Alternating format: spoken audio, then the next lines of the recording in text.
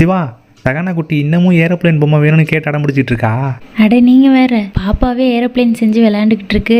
உள்ளே போய் பாருங்க. பாப்பாவே செஞ்சிருச்சா? என்னது, கலர் பேப்பர்ல ஏரோப்ளேனா?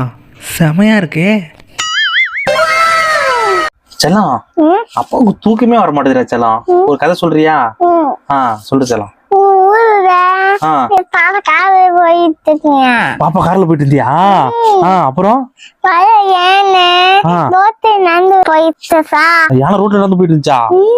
அப்புறம் முள்ளு குத்திச்சு, பெரிய முள்ளு. யானைக்கு முள்ளு குத்திருச்சா? ரத்தம் வந்துருச்சா?